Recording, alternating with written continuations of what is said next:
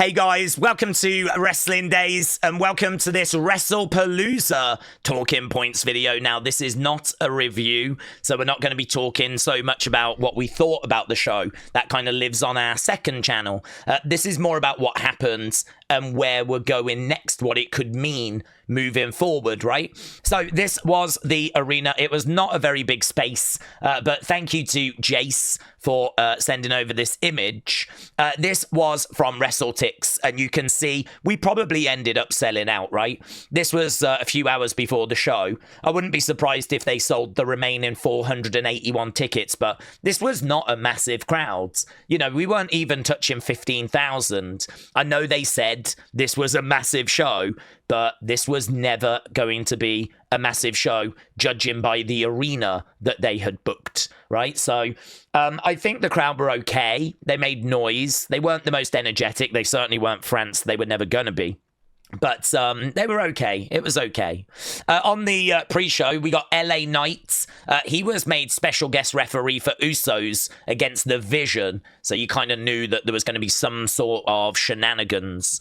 And then we got the new intro. I wonder if I can get away with playing this. This is the new Then, Now, Forever Together. And yeah, I believe that's Mae Young. You can see Dusty Rhodes. That looks like Gorilla Monsoon. So we've got loads of legends. There we go. That is the brand new signature for WWE shown for the first time at Wrestlepalooza. So I think it's pretty good. The general consensus is people really like it.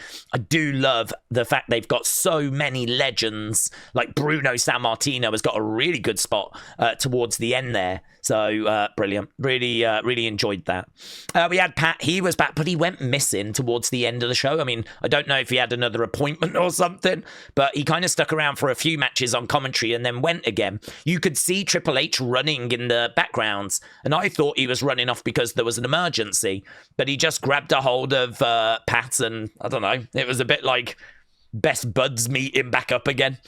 So Pat then made his way out to commentary, right?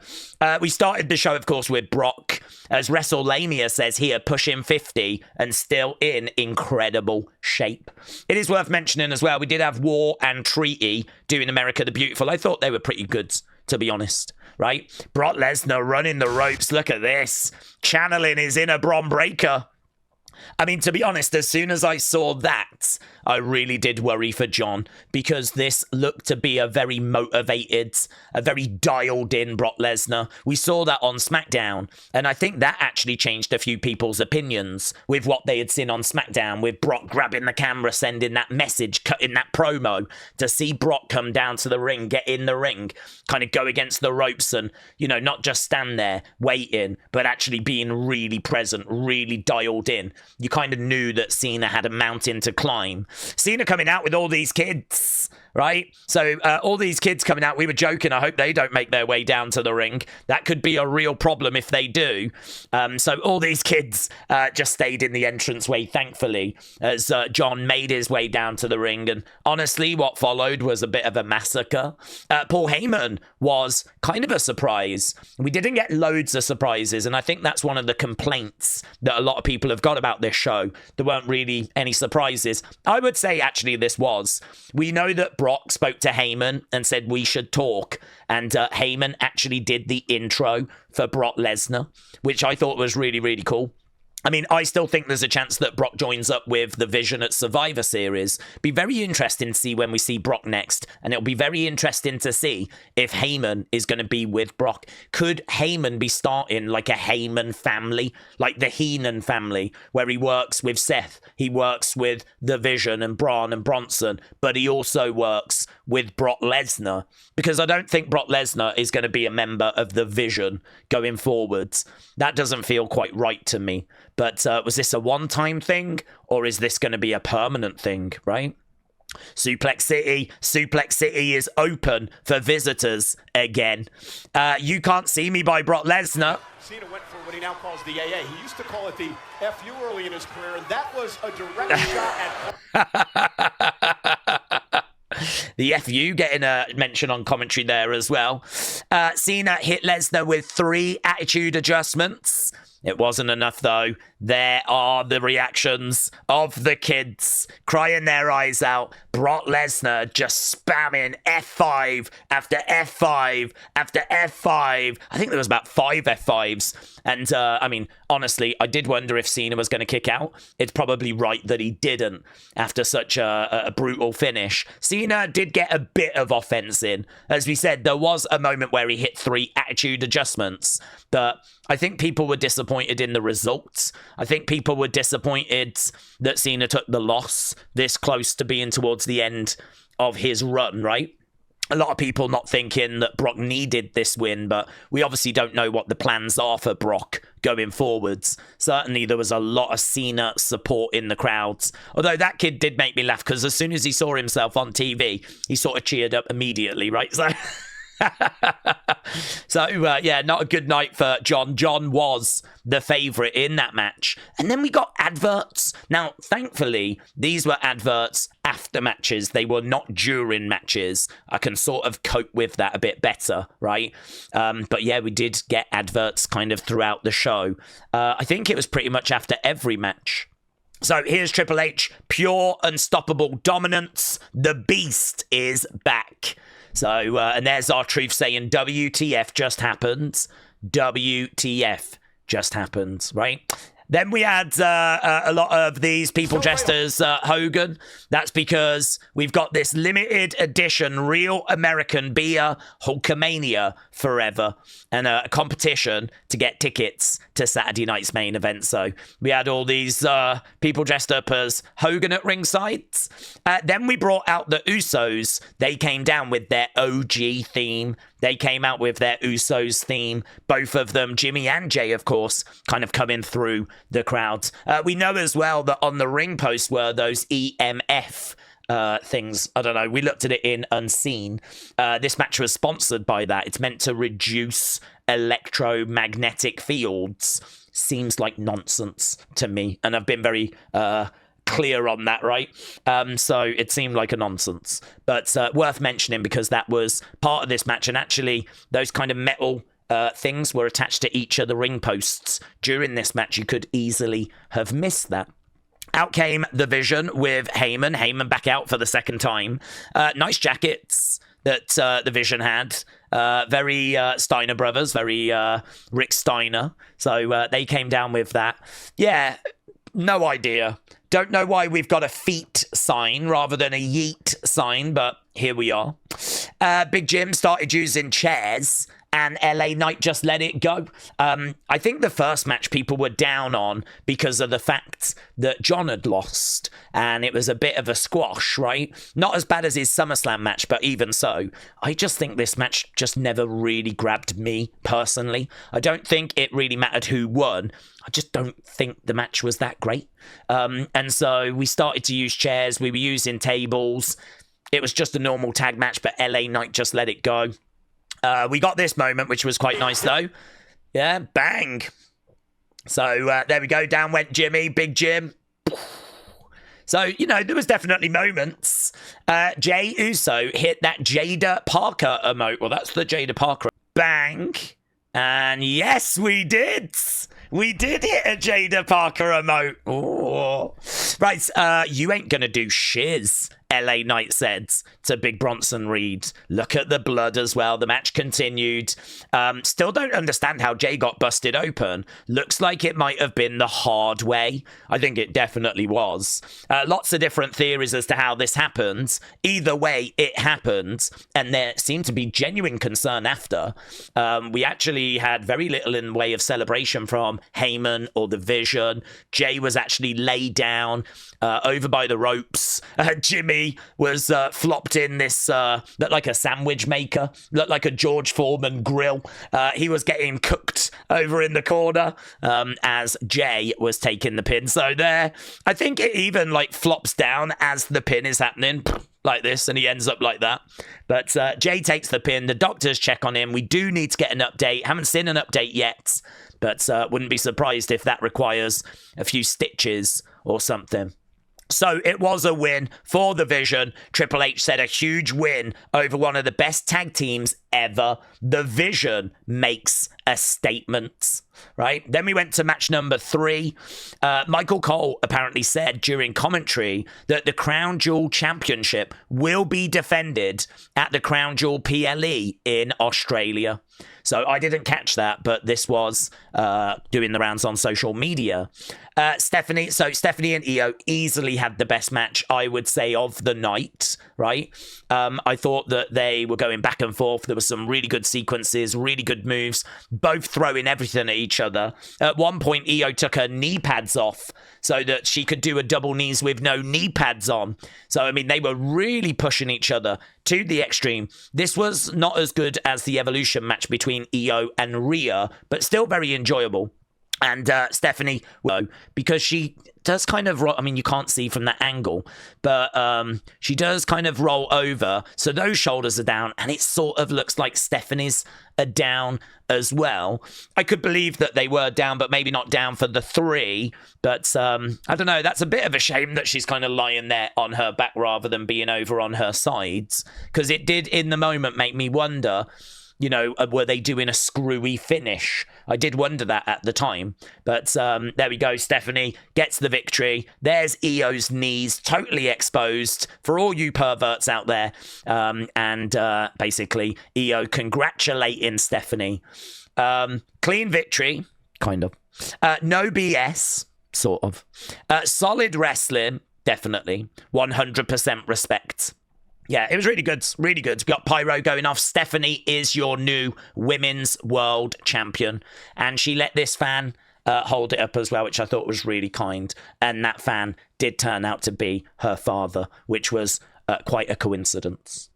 So Stephanie with this t-shirt. So new women's champion shirt, that available right now. And there we are backstage. The picture, the pointing picture. I haven't seen this though. Let's have a look at this. I think we're just getting started. Oh, look at him being all touchy-feely.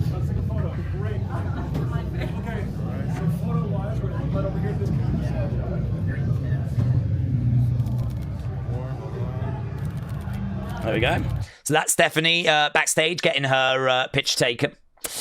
Lovely. Then we went to our next match. Look at these guys. So there is Seth and Becky. They were on one of those platforms, a little bit similar to Shawn at WrestleMania 25, where he kind of gets lowered down from the heavens, and they were kind of coming down as well. I don't think from the heavens, but they were both wearing purple. They both had their belts, of course. They were both undefeated, 3-0 whenever they have teamed together.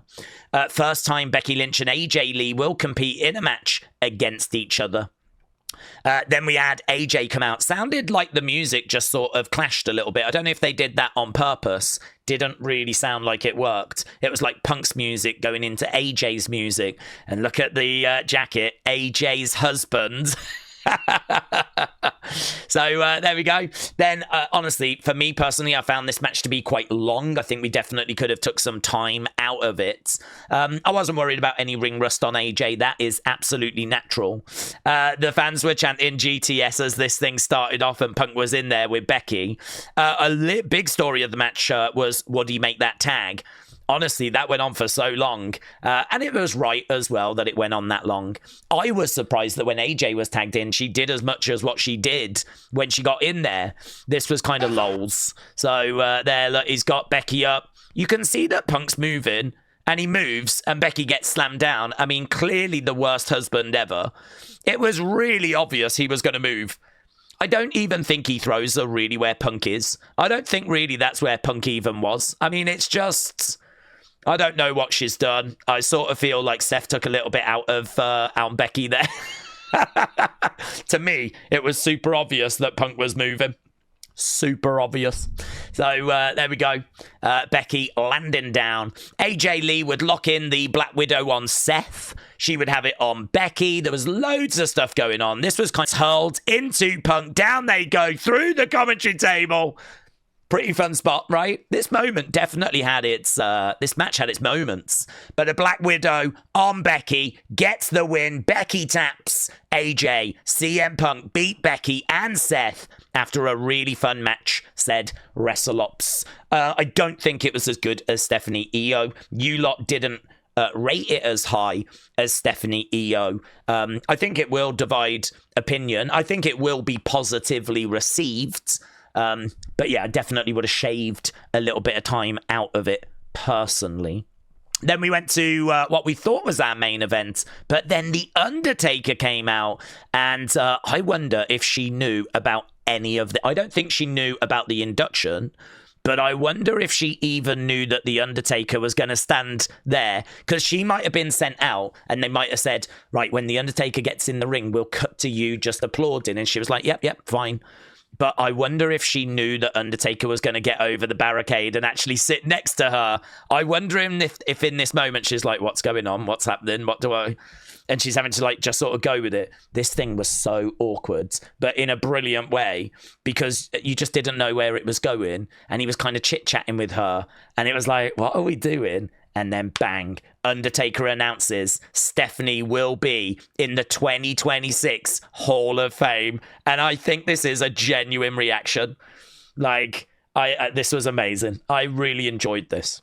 I think it is easy to be down on this show for those that are down on this show.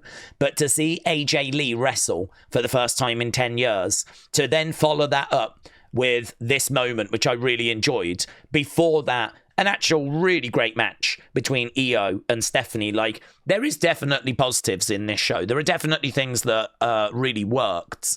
I think there are things that didn't as well, though, right? So there we go. WWE, as announced by The Undertaker at WrestlePalooza, Stephanie is the first member of the 2026 Hall of Fame. And not only that, shirts available already. Right, already. Nikki and Bree said, oh my gosh, Steph, congrats. Love this so much. There is Natalia. Congrats, Steph. You've been an amazing character in front of the camera, but behind the scenes, you've always been there. No matter how busy you are, I'm very happy for you. This has just come through. Triple H showing the backstage moment where Stephanie gets back after that surprise. Let's check this out. Goes for about 40 odd seconds, right?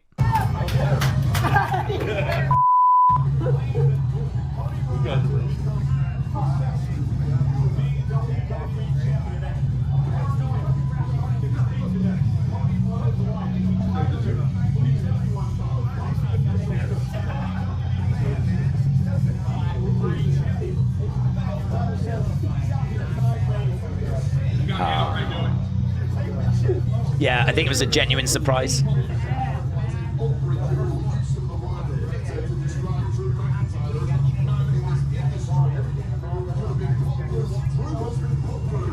Oh, I'd love to hear what he's saying. Right, then we got to our main event. Cody came down, Drew came down. Felt like the show had been going for quite a while, actually. As I said, definitely would have shaved some time out of a few of the matches that we had had before. And then, yeah, Cody seemed to glitch. So Cody going over, elbow, bionic elbow, kick coming in, he goes down, kick coming in. He just seems off. Cody just seems a little bit off. There was another moment here where he trips. And, I mean, I don't know why. I don't know what that was. Did he just drag his legs? And I don't know. This man Cody just glitched out mid-match. And there was a couple of little moments you could see that were not quite right. Here's Sean giving Cody some advice. Here's the counter to the Claymore, right? Claymore, bang, punch. That'll do it. That's what Guile needs to do, right? So here was Zelina. She said, the most deserving. We love you, Mama Steph. Here we go. Match continued, obviously. Bang. Cody Cutter. And into a crossroads. Picked up the victory. 1, 2, 3. Cody retained. Just before that, Drew had gone to actually, like, Claymore Cody through that commentary table. He kind of took a bit too long. There was a bit of hesitation there. If he'd have gone a lot quicker, he might have succeeded. So I wonder if that'll play a part as we move forwards. The fact that Drew hesitated. But Cody retains. Crispy Wrestling is like, okay, I see. There's Cody. Statement made. And WrestleMania was like, what was bro waffling about? Triple H tells the fans, expect surprises. The general consensus after this show, because that's where the show ends, there was not enough for this first show on ESPN. Like, if you've got people checking out this show and you want to convince them to come back, was there enough here to do that? I think it's hard for me to answer because obviously I'm a fan of WWE. I'm going to tune into the next show anyway, whatever had happened, right? So, I don't know. I mean, the casual fans got Undertaker. They saw Steph be surprised by being inducted into the Hall of Fame. I think they got a good women's match. AJ Lee coming back for the first time in 10 years. I don't know how much they would have cared about that. I thought the title match was all right. I wasn't blown away by it. I think we get, like, I think the women's match is easily the best match. I mean, where we go from here, Brock is going to be interesting, of course. Cena's going to be interesting. I don't think we see Cena again until Crown Jewel. I don't think they're going to do the rematch. They did say this would be one and done, so I don't think we're doing the rematch. Usos, no sign of Jey getting upset. That might show itself at the press conference after or something. But yeah, I mean, Jey obviously had bigger problems at the end of that match. Vision won. No celebrating really because of Jey. It just felt flat. That just felt flat. So it's hard to know where we go next. I think we just move forward, probably towards the Survivor Series, where we have like the Usos, maybe Cena taking on the Vision and Lesnar, somewhat along those lines, right? Obviously, Iyo probably going to be getting involved with Asuka. There was no sign of Asuka. Stephanie now as the champ. Lots of challenges ahead for her. AJ Punk. AJ maybe in a singles match. I actually thought there was a fair bit of ring rust. I didn't think AJ's strikes looked all that great, but it doesn't matter. First match back. I love AJ. I'm a big AJ Lee fan, right? I'm not going to sugarcoat anything, though. I definitely think there was areas that need to be tightened, as you would imagine. So I don't know if we need to race into a singles match. I do think that will be a gamble.